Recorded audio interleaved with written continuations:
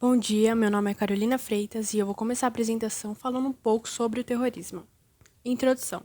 O terrorismo originou-se no século I d.C., mas foi só no século XXI que ele se acentuou e que o discurso antiterrorista virou assunto recorrente na mídia ocidental. Mas o que seria o terrorismo? E nada mais é quando uma pessoa ou um grupo usa da violência e intimidação para impor as suas ideologias, que muitas vezes geram um número enorme de mortes. Ou seja, procuram atingir as mudanças que desejam por meio de atos que trazem uma sensação de perigo constante nas pessoas. Isso tudo começou quando grupos de judeus radicais começaram a atacar os povos judeus ou não judeus por não terem o mesmo posicionamento religioso.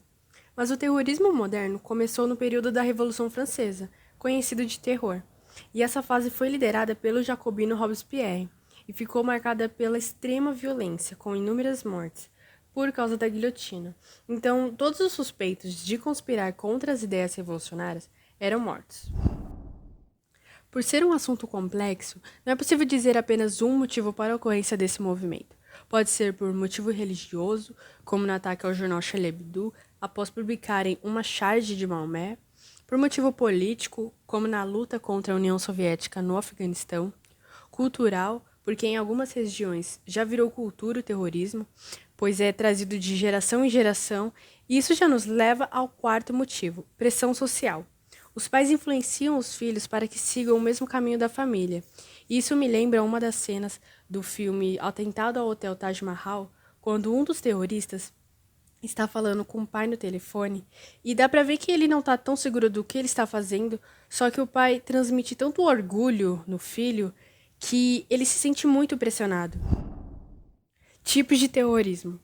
Terrorismo revolucionário, conhecidos como guerrilheiros urbanos marxistas. Terrorismo nacionalista, onde procuram formar um novo Estado-nação dentro de um Estado já existente. Terrorismo de Estado, que é realizado pelo Estado, onde tem dois atos. O primeiro, que é contra a própria população, como na ditadura brasileira, e o segundo, que é contra estrangeiros. Um exemplo é a xenofobia. E o terrorismo de organizações criminosas, praticados com objetivo econômico e religioso. Dois exemplos é a máfia italiana e o grupo Al-Qaeda. Por fim, selecionei 3 grupos terroristas. O Estado Islâmico, com o objetivo da expansão da fé islâmica. O grupo Al-Qaeda, que inclusive um dos fundadores foi Osama Bin Laden, que comandou o atentado de 11 de setembro. E o ETA, que lutava pela independência do País Basco.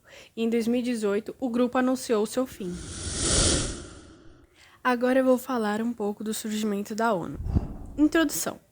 Organização das Nações Unidas, um órgão internacional criado em 24 de outubro de 1945, após a Segunda Guerra Mundial, que promove o respeito às liberdades fundamentais e aos direitos humanos. Antes de falarmos sobre a ONU, precisamos saber que na Primeira Guerra Mundial, os países criaram a Liga das Nações, que tinha a proposta de paz, porém fracassou, tanto que ocorreu a Segunda Guerra Mundial. E no fim da Segunda Guerra, a Europa estava bombardeada, teve o Holocausto nazista, o Japão foi atacado por 2 bombas nucleares, milhares de mortes, o saldo econômico do mundo estava devastado. Então os países perceberam que tinham que tentar novamente algo que promovesse a paz, senão o mundo iria se acabar em guerra. E na Conferência de Alta foi onde começaram as ideias, e no dia 24 de outubro de 1945 foi oficializada a criação da ONU. E o que seria a ONU? ONU significa Organização das Nações Unidas, um órgão internacional com a finalidade de manter a paz e a segurança. Basicamente, é ela que decide tudo que acontece no mundo. A sede fica nos Estados Unidos, em Nova York.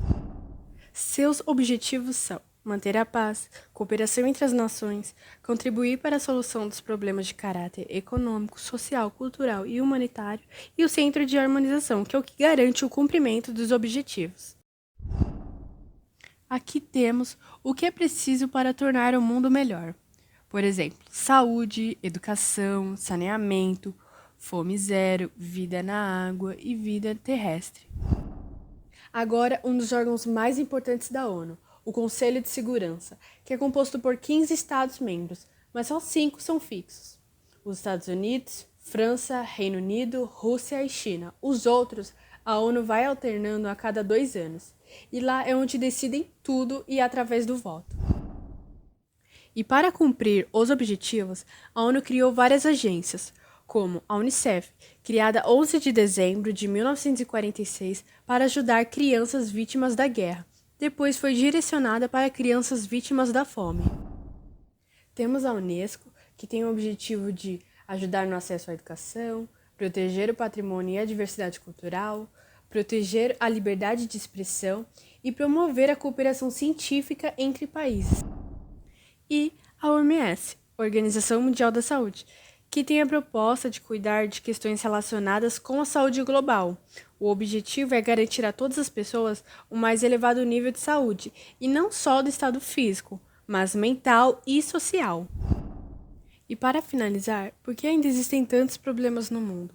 E a resposta é que existem muitos interesses envolvidos nessa questão. Para a ONU intervir em uma guerra, por exemplo, todos os membros do Conselho de Segurança precisam concordar.